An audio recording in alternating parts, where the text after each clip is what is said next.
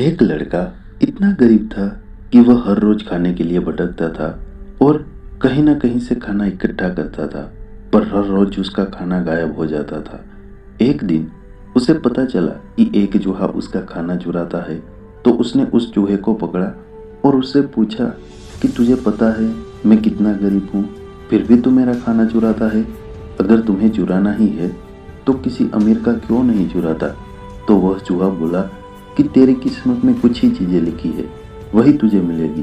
भले तू कितनी भी कोशिश कर ले, भले तू कितना भी इकट्ठा कर ले, उसे अपने पास नहीं रख सकता। यह जानकर लड़का बहुत शौक हुआ कि ऐसा कैसे हो सकता है। तो चूहे ने कहा कि अगर तुझे जानना ही है कि तेरी किस्मत में क्या लिखा है, तो भगवान बुद्ध के पास जाना पड़ेगा। वही तुम्हें बता सकते हैं कि तुम्हारी किस्मत में क्या है। इसलिए वह लड़का भगवान बुद्ध से मिलने के लिए निकल पड़ा। चलते चलते बहुत रात हो गई थी, इसलिए रास्ते में उसने एक हवेली देखी और उस घर वाले से एक रात रहने के लिए इजाज़त मांगी। तो उसे इजाज़त मिल भी गई। हवेली वालों ने लड़के से पूछा कि वो इतनी रात को कहाँ जा रहा है। तो उसने कहा कि मैं भगवान बुद्ध से मिलने जा रहा हूँ और अपनी किस्मत के बारे में पूछने के लिए जा रहा हूँ। तो हवेली वालों ने कहा कि तुम भगवान बुद्ध से हमारा सवाल पूछोगे। तुम्हारी एक 16 साल की लड़की है जो बोल नहीं सकती, तो क्या करे जिससे इसकी आवाज़ आए। उस लड़के ने कहा जरूर पूछूंगा आपका सवाल, और उसने उसको धन्यवाद कहा और सुबह वहाँ से निकल पड़ा। आगे रास्ते में बहुत बड़े बड़े बर्फ के पहाड़ थे। वह बड़ी मुश्किल से पहाड़ पर चढ़ा। उसे वहाँ एक जादूगर मिला। उसने उस लड़के से पूछा कि वह कहाँ जा रहा है। तो उसने कहा कि मैं भगवान बुद्ध के पास जा रहा हूँ अपनी किस्मत के बारे में पूछने के लिए। तो जादूगर ने कहा कि क्या तुम भगवान बुद्ध से मेरा सवाल पूछोगे। मैं हजारों सालों से तपस्या कर रहा हूँ ताकि मैं स्वर्ग जा सकूँ, और मेरे हिसाब से अब तक तो मुझे स्वर्ग में चले जाना चाहिए था।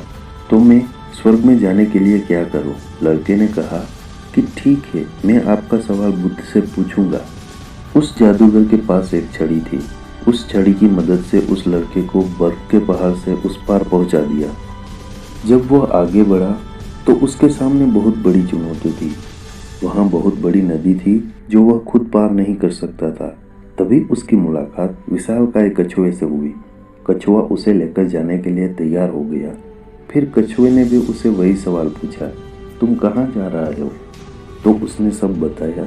तो कछुए ने भी एक सवाल पूछने के लिए कहा, मैं 500 सालों से ड्रैगर बनने की कोशिश कर रहा हूँ, तो मैं ऐसा क्या करूँ जिससे मैं ड्रैगर बन जाऊँ।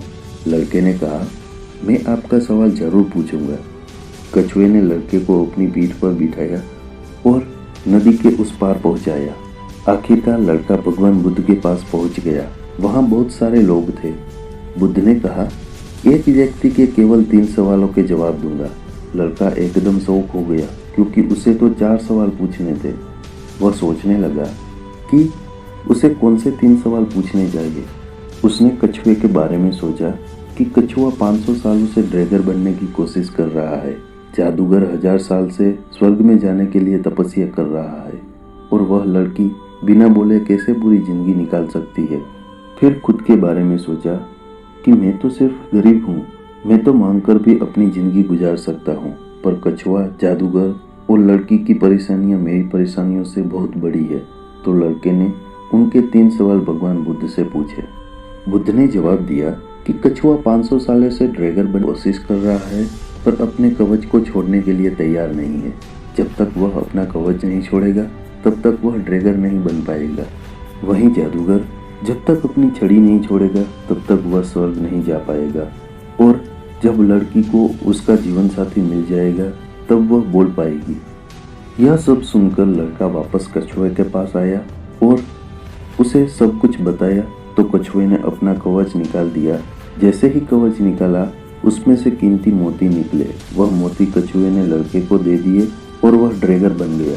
फिर जादूगर के पास गया और सारी बात बताई। तो जादूगर ने अपनी जादू की छड़ी लड़के को दे दी और वह स्वर्ग में चला गया।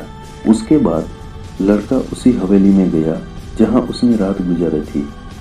जब वहां गया तो लड़की सामने आई और बोली, उस रात हवेली पर आप ही आए थे। इस तरह लड़के को पैसा, पावर और एक खूबसूरत जीवन साथी मिल गई।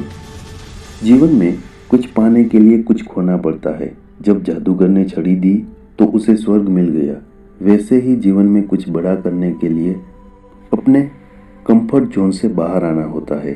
पानी का जहाज सबसे ज्यादा किनारे पर ही होता है, पर जहाज किनारे के लिए नहीं बना है। वह बीच समुद्र में लहरों को चीरते हुए आगे बढ़ने के लिए बना है। इसलिए जीवन में कुछ बड़ा करने के लिए रिस्क तो लेना ही पड़ेगा। और अगर आपको लगता है कि बहुत सारी प्रॉब्लम्स आपकी लाइफ में हैं, तो जरा एक नज़र डालिए उन लोगों पर जिनके पास रहने को घर नहीं है, खाने को रोटी नहीं है, कोई देख नहीं सकता, कोई बोल नहीं सकता, कोई चल नहीं सकता। क्या आपकी प्रॉब्लम उसकी प्रॉब्लम से बड़ी है?